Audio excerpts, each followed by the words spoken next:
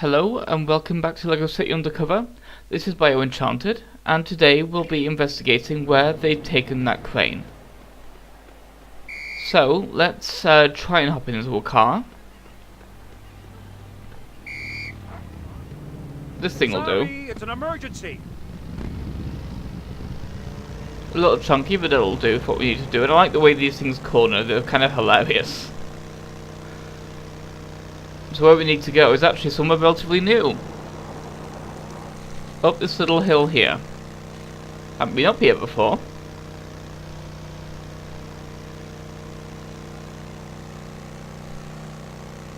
I quite like these little spiral hills. They're fairly barren, but they give you a good kind of breather from the built-up nature of the rest of LEGO City. They're very nice little areas of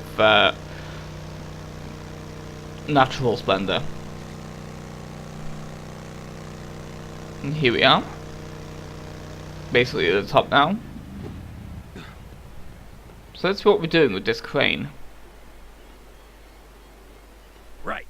Rex wants us to steal the telescope out of the observatory. Yeah, Rex does love, astrology? Ha! It ain't for Rex. It's something for the old man, ain't it? Right. The old man. Well, what are you waiting for? You got a pneumatic drill from that construction place, right? Use that!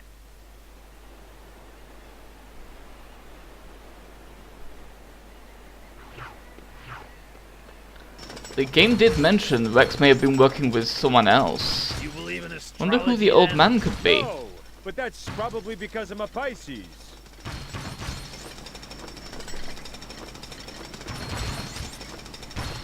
These are quite satisfying, like these little moments where you just get to blow stuff up with the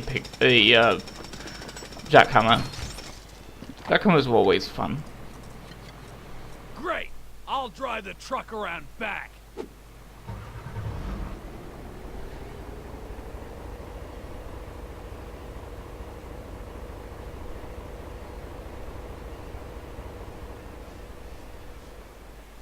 Now I gotta fix the crane.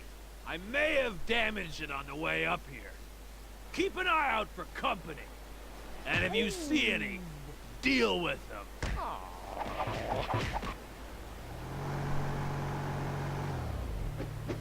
I wonder where those guards were. They certainly weren't guarding anything useful. Unless there's a separate guard station, but I couldn't see one on the way up here. So I guess they were just slacking off. Oh, that's nice, so to knock everyone in a fight down. That doesn't often happen. Actually, that never happens. Never that cleanly, anyway. But he drops our keys, so we can actually... You've been practicing, Jimmy? Anyway, I got this hunk of junk all fixed up. We gotta get the observatory's roof open, because I doubt that telescope is gonna fit through the front door. As I was saying, they dropped the key, so we can actually get up there now. Fix up that fuse box real good. It's wired into the dome. I also quite like that the guy you're impersonating wasn't nearly as good a fighter as Chase McCain currently is. Probably because he never attended the dojo. He was probably just a standard street fighter. Hey, you done it!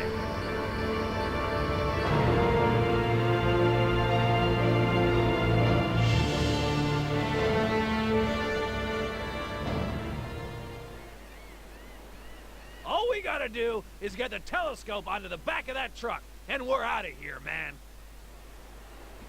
I like the epic music for this kind of stuff. It helps build a good atmosphere of, yeah, this part's something fairly big. Now stick it on the back of the truck, facing backwards. That way you can see any cops following you from a mile. Nice. Okay, now get in the truck. Yeah, okay. This part, however, is really difficult. I actually had to cut out a failed attempt on this one. Because, as you can probably tell, it's another sequence where we have to drive a big, chunky truck obnoxiously long distance while avoiding cops, which is going to be really fun. I always hate these kind of vehicles. They're so cumbersome. They're always bad in every one of these kind of games as well. They were bad in San Andreas as well. Seeing the Combine Harvester was fairly fun, but driving the articulated lorries was terrible in that game too.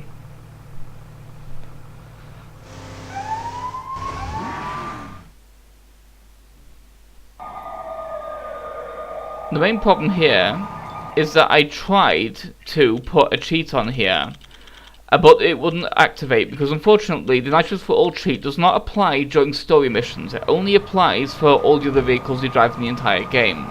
So unfortunately I had to make do without any kind of boosting on this, which is annoying. Because this thing is really slow and really big, which means anything can easily graze against it and take one of the 4 hearts off it. And unlike the last time we were driving something this big, it's not a 6-heart truck, it's a 4-heart one, so it's just even harder. The best trick really is to try and get the cops to just veer into the scenery so they're no longer bugging you, because this can really be annoying to do. You just need to kind of do this a little bit and let them make their own mistakes, basically, like steer them into obstacles that they can't easily get around. And also stick to the pavements where you can, because the cops don't actually go anywhere near you when you're on the pavements because they don't want to hit pedestrians themselves. They tend to be very careful about that kind of thing. It's the only reliable way I've found of avoiding them without any kind of boost.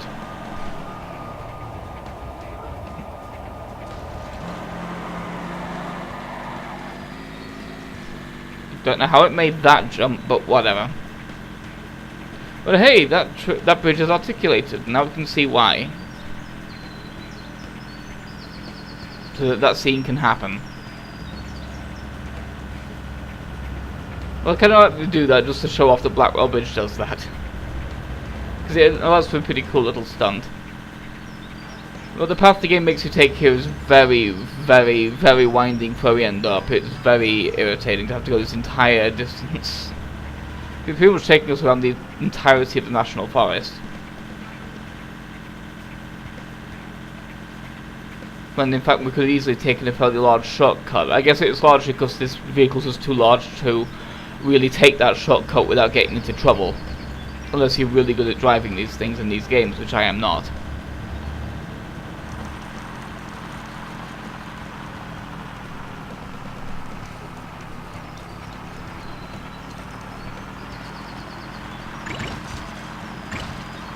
Don't want to go near that jump, just in case, because those can be very bad for these big vehicles. You can easily flip.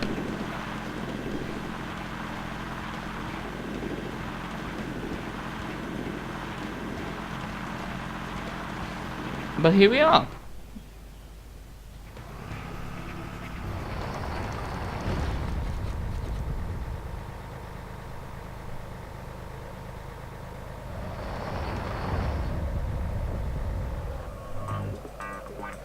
Interesting, a secret lair. Very expensive looking secret lair. Who could have built that? I guess we'll find out. It's all proceed to skate. Huh? Skate.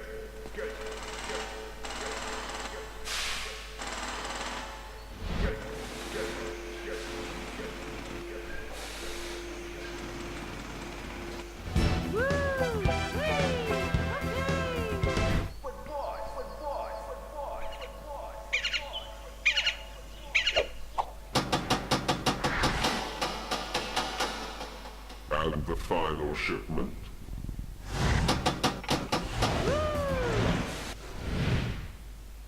Just arrived. Excellent. All we need now is the password for the professor's device. I could soften him up. No need. My men have finally secured the leverage we have been pursuing.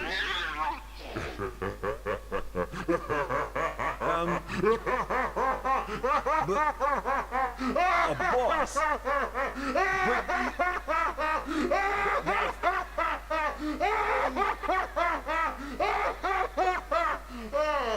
I'm sorry, that's just funny.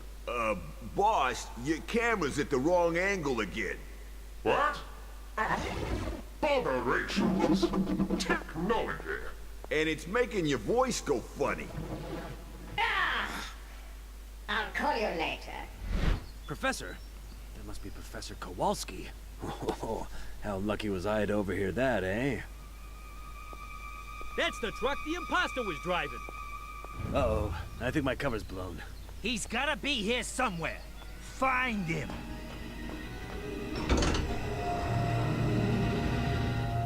That was close.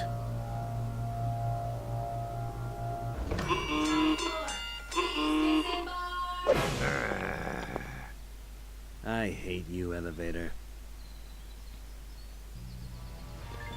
I like this level. It's a pretty fun level to go through.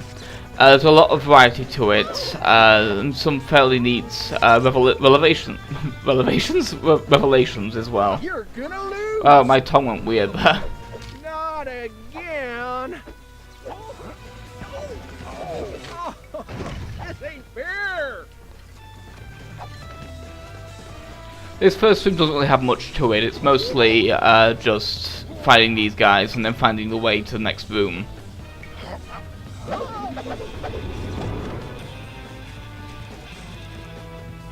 I do quite like that guy at the beginning of the elevator though, that's pretty funny.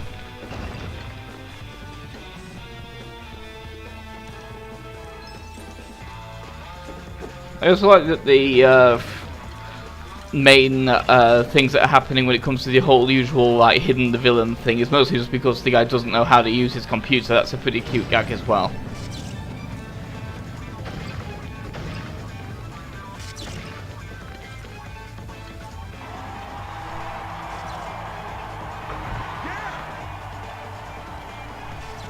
So we have a bit of a basketball court in here, which is odd, but whoops, there we go, that's fine. I'm really sucking at this today, this is embarrassing. That's better.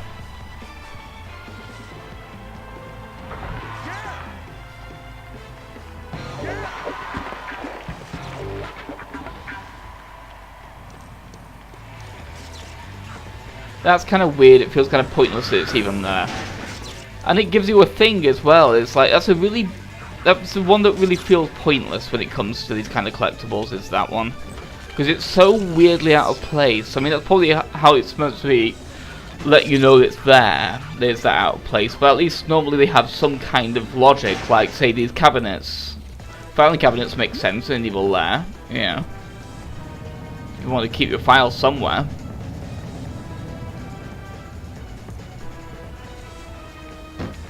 But that just really felt kind of arbitrary. It's a bit of level design that doesn't really fit into the level properly. It feels like it lacks verisimilitude compared to the other collectibles in the other levels. And I know verisimilitude in a LEGO game, but they do tend to have some pretty good level designs, so just that one small oversight can be a little annoying. And I care about that kind of thing. I like when games at least have a consistent tone they're going for, or consistent level design and level set dressing and things like that. It helps add to even the dumbest of stories, and this story is actually pretty well told. It's a pretty good one.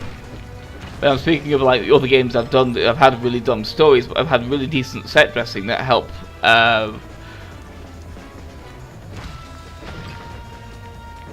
reinforce the story, even if it is a silly one.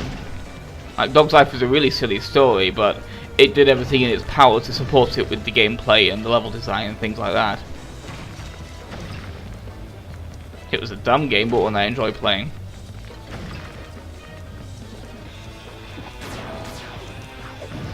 Yeah, that's just me. I hate when it selects one of your guns for you when you're trying to break and build something. That's really annoying.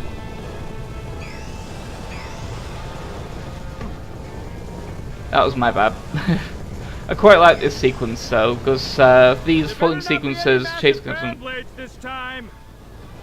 Chase gets some pretty funny dialogue in these, so he's so exasperated at everything. It's kind of amazing. No fan blades, just laser cannons.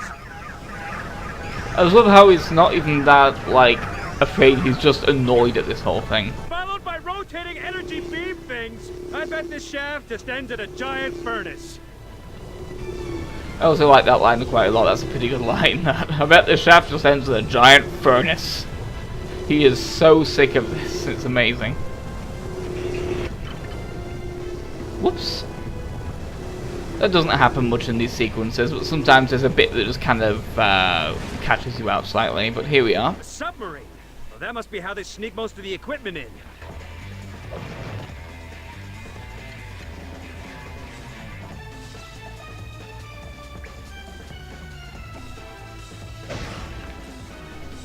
So let's start literally dismantling this operation by breaking everything in sight and beating up the employees here too.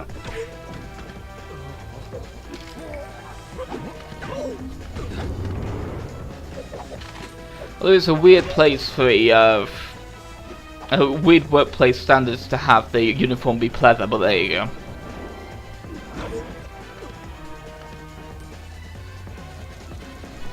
I guess Rex has his aesthetic he tries to keep up.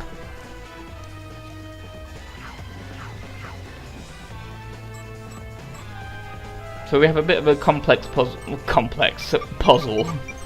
A sequence of things we need to do.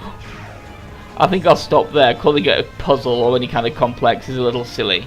But we have a series of steps that intertwine with each other to allow us to do a thing. So let's get the thing done. Just need to blow a few things up. And take a few other things too while here. Let's give this thing an upgrade.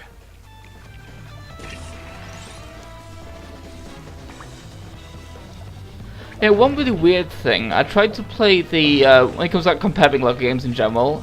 I tried to play the LEGO Movie game fairly a couple of months ago, and it's weird how boring it is compared to the actual movie.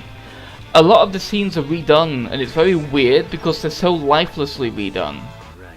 And it's a very weird thing considering every other LEGO game tends to have a really good kind of energy going throughout the entire thing. You'd think that all they'd have to do with the movie game would be to literally steal the scenes wholesale from the movie and just play them in the game. It would have worked much better, but weirdly they didn't.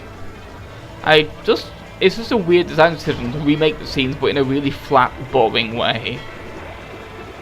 Like one of the most obvious examples is in the sequence when Emmett is saying hi to the city at the beginning. It has quite a few people in the LEGO movie doing that activity, all kind of at once, and it feels much grander, much more like it's part of an actual hive mind. But in the game it's just him and like one of the guys, so it just feels very, very flat. Knock, knock. And the joke just kind of dies. It's like one of those things where it's like games based off movies tend to not be particularly good, say with movies based on games, but you think with the LEGO movie game, considering they already have a workable thing, formula, you'd think it would have been quite easy. Make a standard LEGO game level, but just put the cutscenes from the movie in. And I guess probably licensing issues and things like that, and also probably also compression and things. But it's just kind of, it just feels very flat compared to all the other games I've played that all had the decent energy throughout them.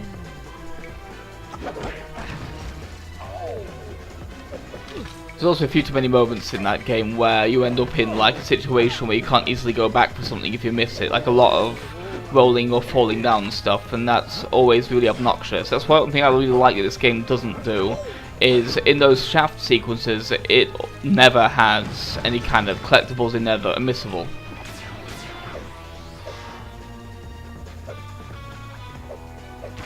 Yeah, I can't do anything with that till we can use those orange handles, so that'll be a while. Let's just make sure there's nothing that we've missed. And progress.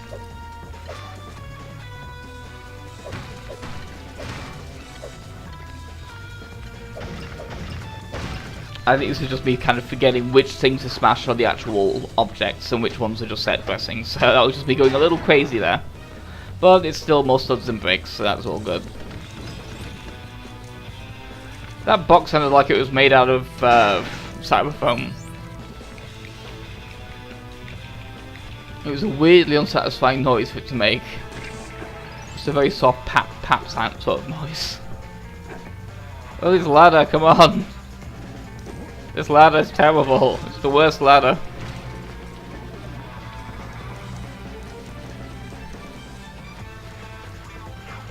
Again, keeping the flow of the level intact, even though I could have just shot that thing. I chose to come here for the actual thing. Partially also because this is in here as well. Boop!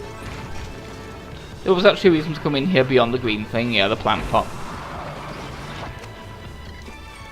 Because you have to break 5 of those in this room. As you probably guessed from the 1 of 5. But here we are, we actually have a new power-up in this room. Ooh, my very own jetpack.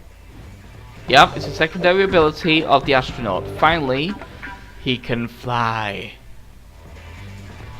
Very limited kind of flying, it's more Buzz Lightyear, but there you go. But there's enough vertical lift to avoid it being the whole falling with style thing. It's still impressive. It basically, this is what would allow us to completely screw the geometry of the entire rest of the game up. If we wanted to use it to cheat a few collectibles, we could. I'm going to try not to cheat the collectibles with the astronaut's backpack in the post-game stuff because it's less satisfying.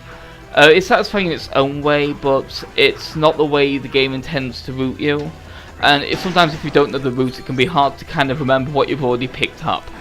Because generally a good rule of thumb in this game is if you're having trouble finding something you haven't already got, if you find a free running sequence that you haven't done, it's a good chance it's probably on that sequence. So it's a good idea to just go through the entire free running sequence so you can just pick up whatever you find. Because just breaking your way onto a rooftop with the jetpack is kind of fun, but it does not help remember where you've been or not. Because often you end up seeing like a thing that you think you can climb on that you haven't done yet, but then when you climb around it, you end up like, oh, I just cheated my way up here. Whoops! I thought this was something new.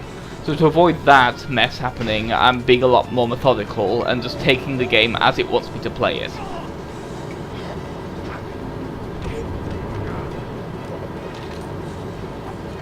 Because certainly breaking games can be kind of fun. I also do enjoy playing games the way they're intended to be played, even if it takes a little longer.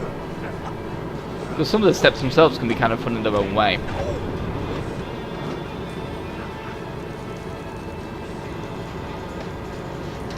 Let's break into this thing.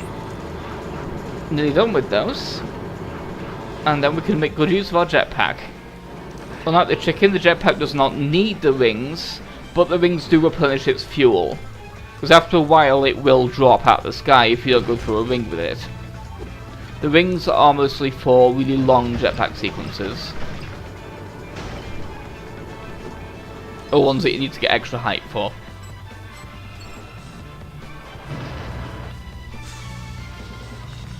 Well, that made a mess. Let's clean it up. It's the least we could do for the owners of this base.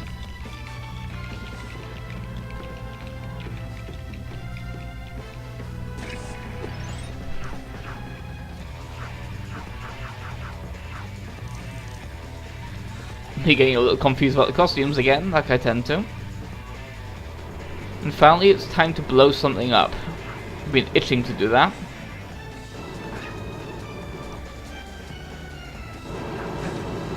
So here we are, let's make a real mess. Oops. Bit of a shortcut there. But not, because we still have to build that.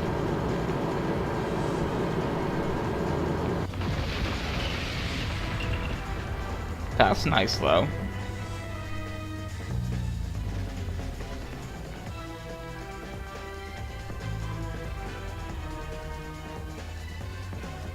Whoa, all that from one tiny bundle of dynamite.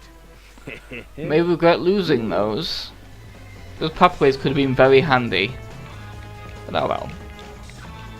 Let's see where this will take us. Well, the astronaut is right between the coal miner and the farmer. That's kind of amusing. Those lasers are annoying me. It's right between the two things that are both in different ways the exact opposite of an astronaut. The two like lowest tech things we have. A pickaxe and a watering can, pretty much.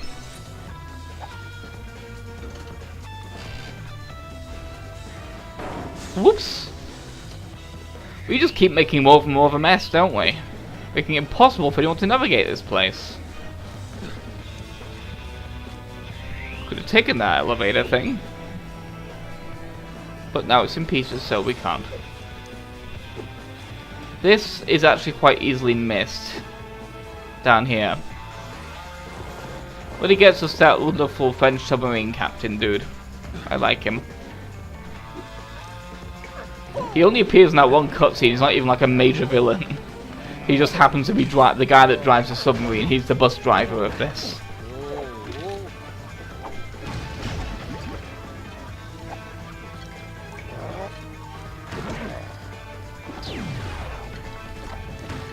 Yeah, that's what the laser gun does. I rarely use it because all it does is really stun enemies, and all that does is make fights take longer. Really, it feels like a lot of these kind of weapons are kind of pointless, if a little amusing, because all they really do is make fights take longer. They don't really speed anything up or do anything particularly useful.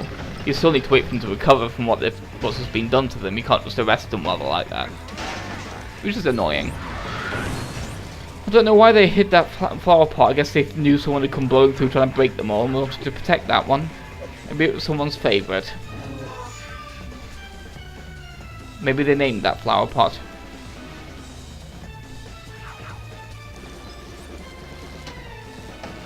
Yeah, these rooms can be fairly long in this level, but again, we have a lot of collectibles we're dealing with and everything like that. But even so, we'll have a lot of stuff we need to do on the replay as well when it comes to these puzzles and everything like that.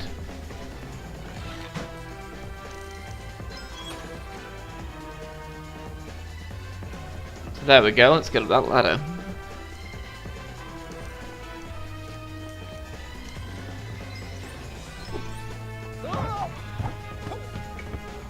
That's pretty nice timing to take that guy out immediately, while getting hit in the back by the other idiot.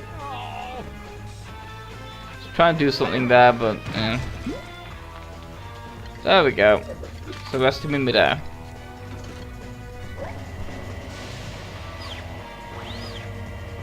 Now we have a somewhat elaborate animation. Just deactivate this big pillar of electricity.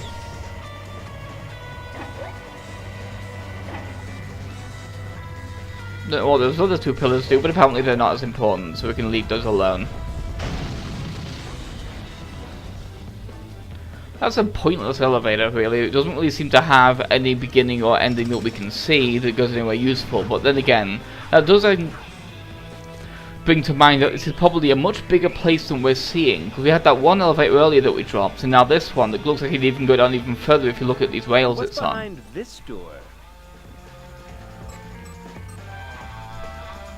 Kind of curious what this door was supposed to be for as well, like what the point of it was if that wasn't supposed to stop there.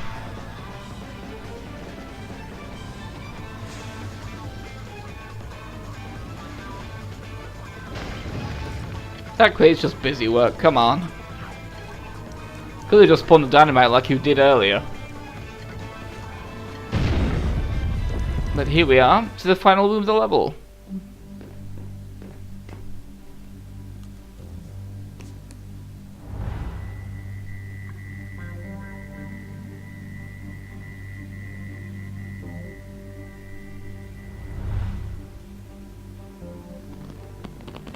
I will never help you. Oh, really?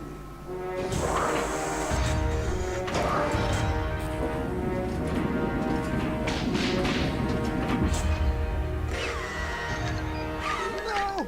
No! Stop it! No! Stop it! I can't take anymore! That's quite enough, Rex.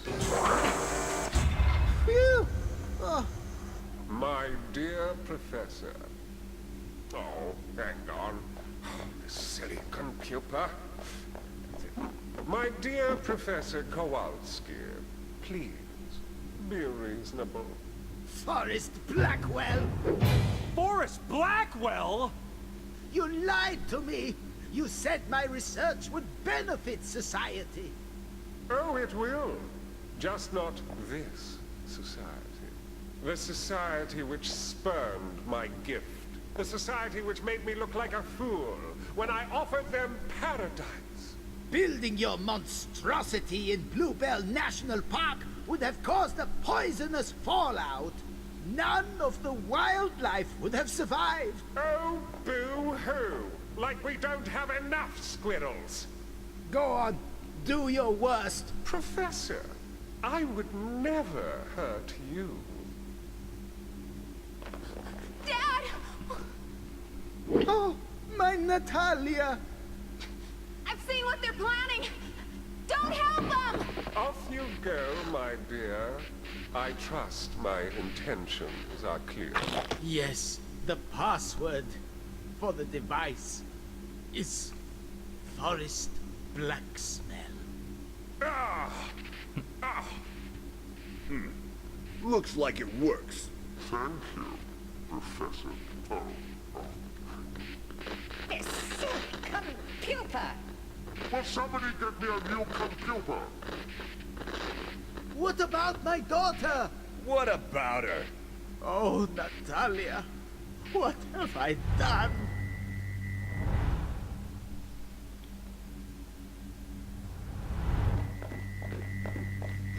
Whoa! Room service? Well, cover blown, but there we go. I do like that they actually put him in the right outfit for that action as well. That's cute.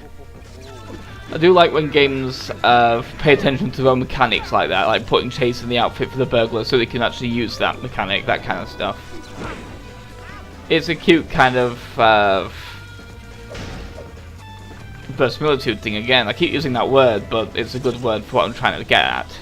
It keeps the mechanics and story of the game intact with relation to each other, so that they don't contradict each other and make things get weird.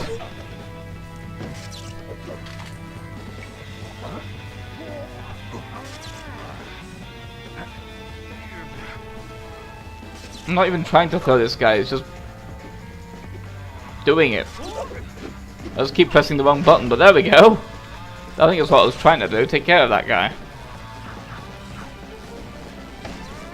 I do quite like that line from Forrest Blackwell there, though, just like, oh, as if we don't have enough squirrels. Just the way he says it, he's so annoyed. But yeah, I think that's actually a pretty good reveal, though, with Forrest Blackwell being our primary villain behind Rex Fury's breakout, because A, it makes sense because he's incredibly wealthy, but also, while it's something that over the last few levels we probably saw coming, especially with the mention of the old man, at least when you first meet him, he still seemed like a fairly nice guy. He's fairly jovial throughout, he's a fairly likable villain, and I quite like him. I also quite like the fact of throwing the cake in his face at the end of that sequence, that was pretty funny. Oh, who is that? It's me, Professor Chase McCain. You're not a professor. You're a police officer. No, that's... Never mind. I'm here to rescue you. Ah, wonderful. Press the button on the control panel behind me. Yeah, but first we want to break more stuff though first, Professor. So let's do that. Can't break that because we need that. Thank you. Goodness me. Chase McCain. The last time I saw you, you were completely ruining my daughter's life. Thank you? Ah, you did her a favor. Secretly, she's much happier being a paramedic than a reporter. But now, we must rescue her from the Forrest Blackwell's clutches. Yeah. I can't believe Blackwell's a bad guy. He seems so nice. He is a villain. Now quickly, rebuild the missing transformers below. Right. I quite like just how he says that as well. He is a villain. Like he's talking to a 3-year-old.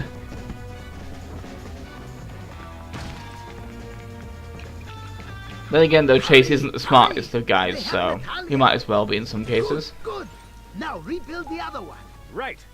Then again, he's also not Frank Honey, so it's kind of doing him a disservice. That is good, but you still need to rebuild the last transformer.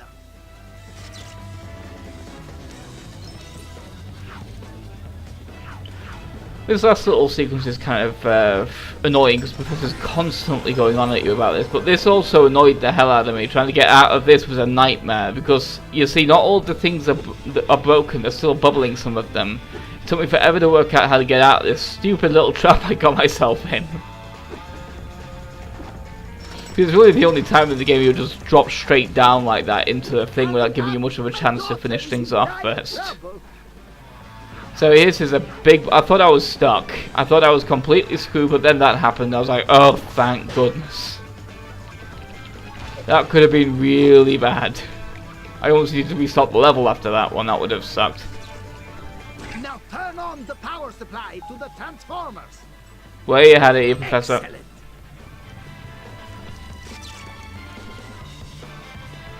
Let's see what that actually This is how we are does going now. to escape from here. I will disengage the docking clamps. Ooh, a UFO.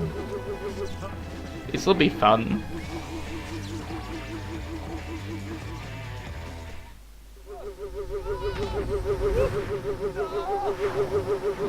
We are out.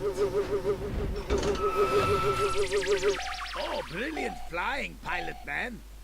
Oh, my bad.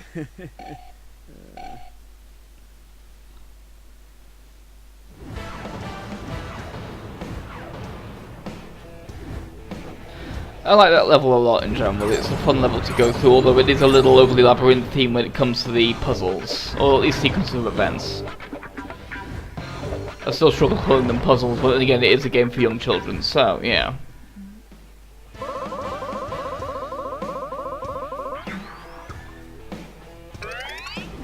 At least that's the general target audience. It's a family game, but it's designed to appeal to young children as well as, yeah, you know what I mean. It's a game designed to be able to be beaten by anyone of any age group, so of course it's incredibly easy to solve what you need to do. I didn't mean to claim the game was stupid or anything, but you know what I mean. So, we will escape in the UFO later. I'll see you then.